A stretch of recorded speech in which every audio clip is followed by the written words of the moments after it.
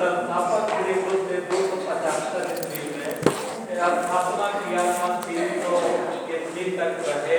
ये ऐसे राजा थे, आपने समझे, सामंत की स्थिति में थे, यानी सामंत की स्थिति में थे। इन्होंने महाराज की उपाधि धारण की।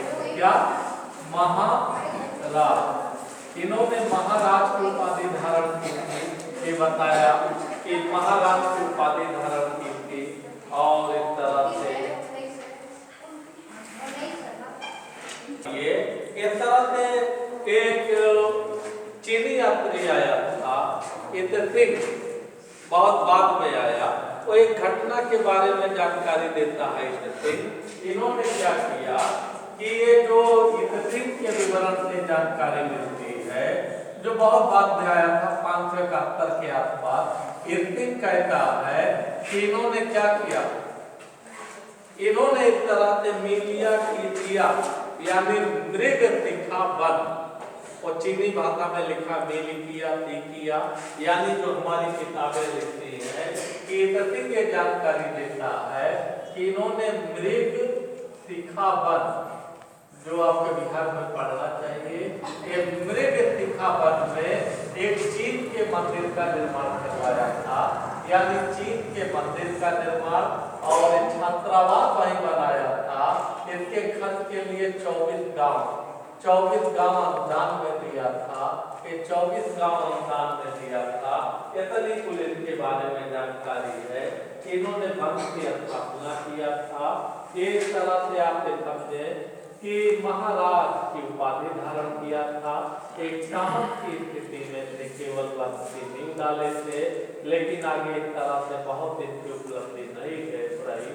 बाद में चीनी यात्री ने अपने विवरण में लिखा है कि श्री गुप्त ने मृग तीखा वन में चीन के लोगों के लिए चीन का मंदिर निर्मित कराया था।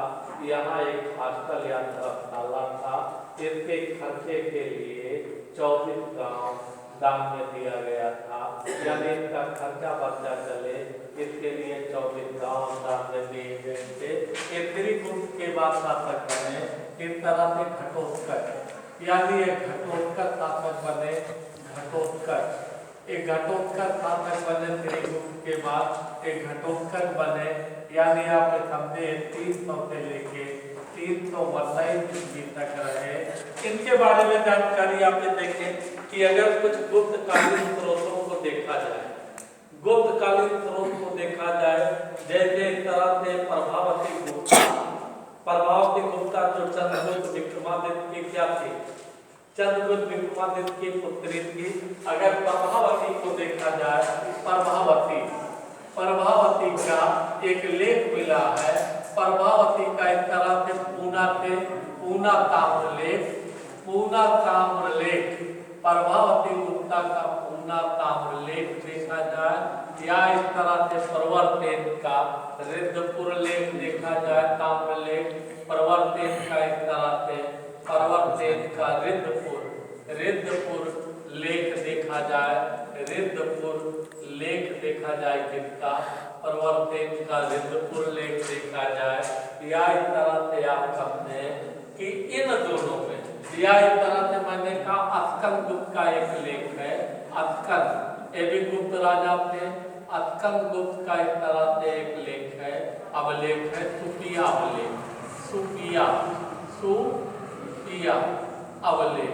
ये सुपिया अवलेख है। ये सुपिया अवलेख में एक तरह से इनको घटोत्कच को आदिराज कहा गया। क्या कहा गया? आदिराज कहकर, यानी सबसे पुराना आदिराज। जबकि प्रभावती गुप्ता और प्रवर्तेन के विवरण से देखा जाए तो गुप्तों का पहला राजा घटोत्कच था, जबकि वास्तविक रूप से उसका राजा पहला श्री गुप्त अधिकांश विद्वान मानते हैं। लेकिन इस तरह से अगर हम लोग प्रभावती के पूना ताम्रपत्र लेख और प्रवर्तेन के रिद्धपुर ताम्रलेख में देखें तो इनको किस तरह से गुप्त वंश का संस्थापक बताया गया है। लेकिन गुप्त राजा अस्कंद गुप्त के अगर सुपिया अवलेख की चर्चा करें तो उस अवलेख में इनको आदि पुरुष कहा गया है, आदराज कहकर संबोधित किया गया है। इन्हीं के घटोत्कच के बेटे थे चंद्रगुप्त, यानी इन्हीं के बेटे थे चंद्रगुप्त। इनके बेटे थे इस तरह से चंद्रगुप्त। देखिए जो इस तरह से 319 में पत्तासीन हो रहे हैं और 335 ईस्वी तक यानी राजा रहेंगे। जैसे चंद्रगुप्त इस तरह से गद्दी पर बैठे, ये पहला गुप्त राजा था जिसने इस तरह से महाराजाधिराज की उपाधि धारण की। महाराजाधिराज की उपाधि धारण की। ये पहला गुप्त राजा था जिसने महाराजाधिराज यानी महाराजाधिराज की उपाधि धारण किया। पहला गुप्त शासक था। इसके अतिरिक्त इन्होंने क्या किया, मैंने कहा कि चंद्रगुप्त पहला गुप्त राजा था जिसने महाराजाधिराज की उपाधि धारण की। इसके अतिरिक्त देखिए इनको गुप्त वंश का वास्तविक संस्थापक कहा गया। क्या कहा गया? इन्हें गुप्तों का वास्तविक संस्थापक कहा गया। वास्तविक संस्थापक, कई बार इस तरह से आता है सवाल कि वास्तविक संस्थापक कहा गया, यानी इस तरह से गुप्त वंश का वास्तविक संस्थापक किसको कहा गया? कंपटीशन में पूछे जाते हैं। चंद्रगुप्त को इस तरह से गुप्त वंश का वास्तविक संस्थापक कहा गया। क्या कहा गया? वास्तविक संस्थापक कहा गया। देखिए जिस साल पत्तासीन हुए चंद्रगुप्त 319 ईस्वी में, इसी साल इन्होंने यानी 319 ईस्वी में गुप्त संवत की शुरुआत कराई। किसकी? गुप्त संवत की शुरुआत कराई। 319 ईस्वी में गुप्त संवत की शुरुआत कराई। क्या कराया? यानी इस तरह से चंद्रगुप्त प्रथम ने ही 319 ईस्वी में गुप्त संवत की शुरुआत कराई। इस तरह से बाद में अलबर्नी भी लिखता है, यानी अलबर्नी लिखता है। इस तरह से अलबर्नी अपनी पुस्तक की तरह से अलबर्नी तहकीक ए हिंद जो अरबी भाषा में लिखी गई है, इस पुस्तक में जानकारी देता है तहकीक ए हिंद में कि इतने यानी 200 यानी इसमें बताता है कि शक संवत के यानी शक संवत के 241 वर्षों के बाद, शक संवत के 241 वर्षों के बाद, 241 वर्षों के बाद इस तरह से क्या किया? गुप्त वंश की शुरुआत हुई। यानी शक संवत शुरू होने के 241 वर्षों के बाद इन्होंने गुप्त संवत की शुरुआत किया। इसके बाद ये क्या काम कर रहे हैं चंद्रगुप्त? ये देखिए इन्होंने इस तरह से कुमार देवी से विवाह किया। कुमार देवी से विवाह किया। ये यार इस तरह से देखिए कुमार देवी से विवाह किया। एक कुमार देवी इस तरह से लिच्छवी राजकुमारी थी। क्या थी? लिच्छवी। ये लिच्छवी गणराज की राजकुमारी थी। ये लिच्छवी राजकुमारी थी। ऐसी स्थिति में विवाह किया और इस विवाह को यादगार बनाने के लिए कितने इस तरह से सोने का सिक्का, यानी एक गुप्त राजा इस तरह से सोने का सिक्का जारी किया। ये पहला गुप्त राजा था जिसने सोने का सिक्का जारी किया और ये जो कॉइन्स जारी किया, इस सोने के सिक्के को राजा रानी प्रकार का इस तरह से सिक्का कहा गया। राजा रानी प्रकार का सिक्का कहा गया जिसने इस तरह से कॉइन जारी किया और इसको इस तरह से क्या कहा गया? राजा रानी प्रकार का सिक्का कहा गया। इस सिक्के में एक तरफ क्या है? चंद्रगुप्त इस तरह से जिसपे राजा रानी प्रकार का सिक्का, इस पे लिखा गया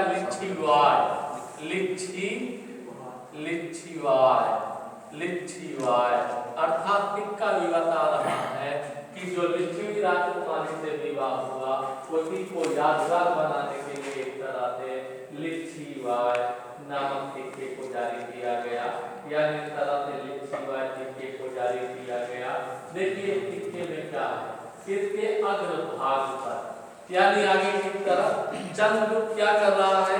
कुमार देवी को यानी एंगेजमेंट की अंगूठी पहना रहा है और एक सिंदूर दानी दे रहा है। यानी इस तरह से अंगूठी पहना रहा है, सिंदूर दानी दे रहा है और इस तरह से लिच्छीवाय लिखा है। दूसरी तरफ इस तरह से दुर्गा मैथिली का चित्र बनाया गया है। ये सिक्का इस तरह से इंडिकेट कर रहा है जो लिच्छवी राजकुमारी थे। तब देखिए ये जो कुमार देवी थे इसका विवाह हुआ, इसी से समुद्रगुप्त का जन्म हुआ। समुद्रगुप्त का जन्म हुआ इसीलिए समुद्रगुप्त का इस तरह से यानी लिच्छवियों का दौहित्र कहा गया है। यानी लिच्छवी दौहित्र, दौहित्र जानते हो, बेटी के बेटे को क्या कहा जाता है? दौहित्र। इसीलिए समुद्रगुप्त को लिच्छवी दौहित्र कहा गया है। यानी इस तरह से आप समझे कि ये लिच्छवियों का क्या था, यानी नाती था। 2000 आईएएस में पूछा गया कि समुद्रगुप्त लिच्छवियों का था और बेटा एक विकल्प बनाया था दौहित्र। आईएएस के लिए मेरा सवाल गलत हो गया। वह समझ पाया नहीं, जानता था दौहित्र लिच्छवी दौहित्र आ गया। बाद में अपने जीवन काल में चंद्रगुप्त की इतनी उपलब्धि रही, इन्होंने अपने बेटे समुद्रगुप्त को क्या किया? गद्दी पर बैठा दिया। अपने जीवन काल में इस तरह से 335 ईस्वी में अपने बेटे समुद्रगुप्त को गद्दी पर बैठा दिया। एक बात सुने, मैंने आपको बताया कि गुप्त राजवंश की स्थापना श्री गुप्त ने 275 ईस्वी में की थी। इन्होंने 300 ईस्वी तक शासन किया। एक शासक की हैसियत में से इन्होंने केवल महाराज की उपाधि धारण की थी। चीनी यात्री से विवरण से जानकारी मिलती है कि श्री गुप्त ने मिलिकिया यानी मृग तीखा वन में एक चीन के मंदिर का निर्माण कराया था और इसके खर्चे के लिए 24 गांव को दान दिया था। चीनी लोग यहीं आकर रहते थे। कालांतर में इन श्री गुप्त के बाद गुप्त वंश का राजा घटोत्कच हुआ। कितने भी महाराज की उपाधि धारण की। देखिए, जबकि घटोत्कच के बारे में परवरसेन के रिद्धपुर अभिलेख, प्रभावती गुप्ता के पूना ताम्रपत्र लेख से ये जानकारी मिलती है कि ये गुप्त वंश का संस्थापक था। जबकि स्कंदगुप्त के सुप्रिया अभिलेख से जानकारी मिलती है कि ये गुप्तों का आदि राज था, यानी ये पहला राजा था। लेकिन ऐतिहासिक स्रोतों से पता चलता है गुप्तों का पहला राजा श्री गुप्त था। घटोत्कच के बाद गुप्त राजा चंद्रगुप्त बनते हैं, जो 319 ईस्वी में गद्दी पर बैठते हैं, 335 ईस्वी तक शासन करते हैं। चंद्रगुप्त गद्दी पर बैठने के बाद इन्होंने महाराजा धीराज की उपाधि धारण की। महाराजा धीराज की उपाधि धारण करने वाला एक पहला गुप्त राजा था। इसे गुप्त वंश का वास्तविक संस्थापक कहा जाता है। जिस वर्ष यह सत्तासीन हुआ, गद्दी पर बैठे, उसी वर्ष इन्होंने गुप्त संभवत की शुरुआत की। गुप्त संभवत की शुरुआत की। जिस वर्ष गद्दी पर बैठे, उसी वर्ष उन्होंने गुप्त संभवत की शुरुआत की। देखिए, अलवर्दी ने अपनी पुस्तक तहकीक के हिंद में लिखा है कि तक संभवत के बाद, तक संभवत के 241 वर्षों के बाद इसने गुप्त संभवत की शुरुआत किया था। गुप्त संभवत की शुरुआत किया था। देखिए कि मैंने कहा कि जब चंद्रगुप्त ने लिच्छवी राजकुमारी कुमार देवी से इस तरह से विवाह किया, इस विवाह को यादगार बनाने के लिए इतने लिच्छी यानी लिच्छीवाय या इस तरह से राजा रानी प्रकार के सोने के सिक्के जारी किए। सोने के सिक्के जारी करने वाले पहले गुप्त राजा थे। इस सिक्के में एक तरफ अग्रभाग पर चंद्रगुप्त कुमार देवी को अंगूठी या पहना रहे हैं और सिंदूर दान दे रहे हैं, जबकि इस पे लिच्छीवाय शब्द लिखा हुआ है। इसके पृष्ठ भाग पर महती दुर्गा की आकृति बनी हुई है। महती दुर्गा की आकृति बनी हुई है। ये सोने का सिक्का पहला सिक्का था। देखिए, इस वैवाहिक संबंध के बाद इतिहासकार हेमचंद राय चौधरी ने लिखा है कि इस तरह से जिस प्रकार से बिंबसार ने लिच्छवी राजकुमारी चेलना या छलना से विवाह करके मगध साम्राज्य की स्थापना किया था। उसी प्रकार चंद्रगुप्त ने भी लिच्छवी राजकुमारी कुमार देवी से विवाह कर फिर से एक बार नई ताकत से मगध साम्राज्य को मजबूती प्रदान कर दी। ये हेमचंद राय चौधरी का स्टेटमेंट है। मैंने आपको बताया भी था कि इस तरह से उतने भी बिंबिसार ने 3 रानियां आपको बताया था कि उनकी 500 रानी थी, जिनमें 3 महत्वपूर्ण थी। एक बताया था लिच्छवी राजकुमारी चलना, दूसरी महाकुशला, तीसरी तरह से क्या थी, तीसरी मैंने कहा इस तरह से आपको नाम क्या था, तीसरी का हेमा। तो देखिए इस तरह से मैंने कहा इन्होंने लिखा कि जिस प्रकार से बिंबिसार ने लिच्छवी राजकुमारी से विवाह करके मगध साम्राज्य की स्थापना किया था, उसी प्रकार से चंद्रगुप्त ने पुनः लिच्छवी राजकुमारी से विवाह करके यानी मगध साम्राज्य को एक नया जीवन प्रदान किया। अब कालांतर में मगध फिर सर्वसर्वा हुआ, क्योंकि लिच्छवी यानी कुमार देवी अकेली संतान थी। इसलिए आचार्य मनु ने भी लिखा है कि जब कोई अकेली संतान हो यानी पुत्री हो, तो ऐसी स्थिति में यानी उसके जो मायके की संपत्ति है उस पर उसके पति का अधिकार होगा। इसीलिए समुद्रगुप्त को लिच्छवी दौहित्र यानी कहकर अभिलेखों में संबोधित किया गया है। चंद्रगुप्त ने अपने जीवन काल में ही अपने बेटे समुद्रगुप्त को सत्यासीन कर दिया या गद्दी पर बैठा दिया। कोई डाउट? आगे चले। समुद्रगुप्त बन रहे हैं।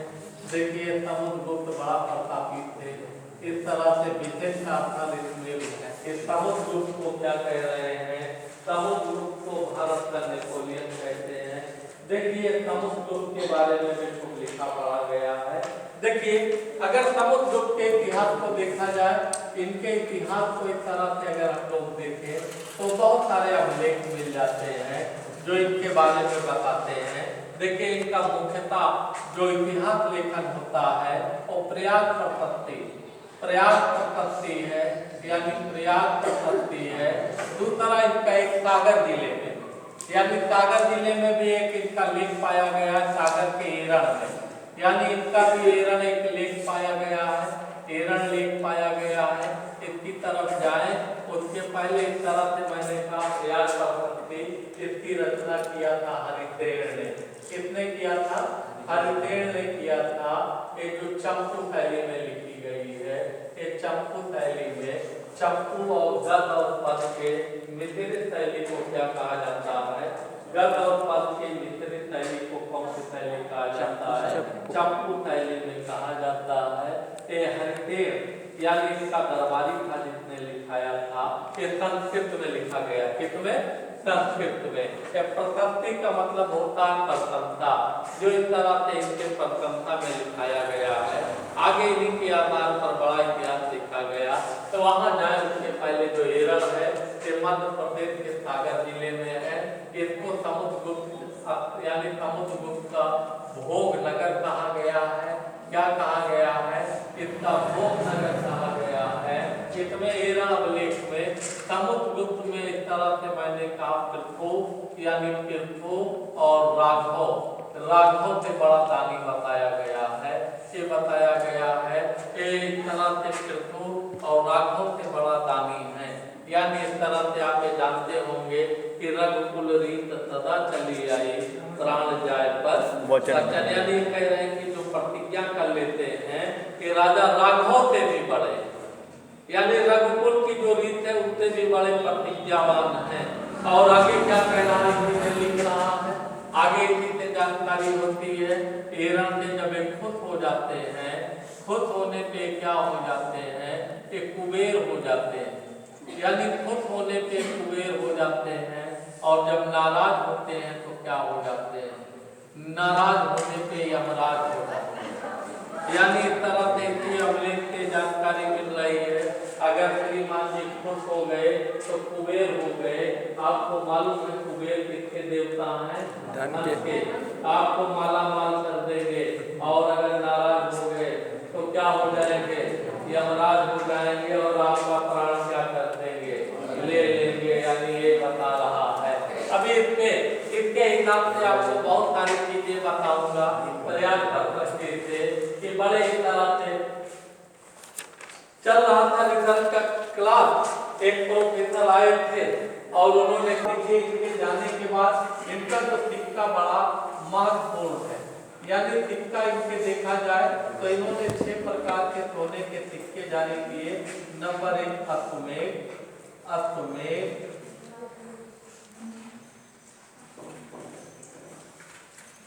अश्वमेध प्रकार का, अश्वमेध प्रकार का,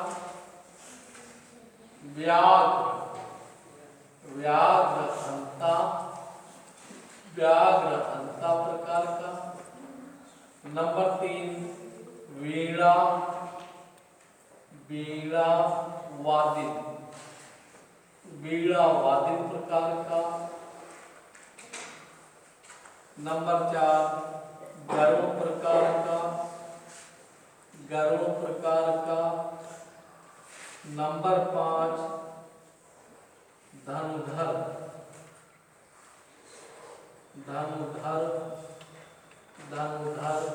प्रकार का। नंबर 6 परशु प्रकार का। परशु प्रकार का। हमें आज भी याद है बेटा, अब मैं वाइवा हो रहा GDP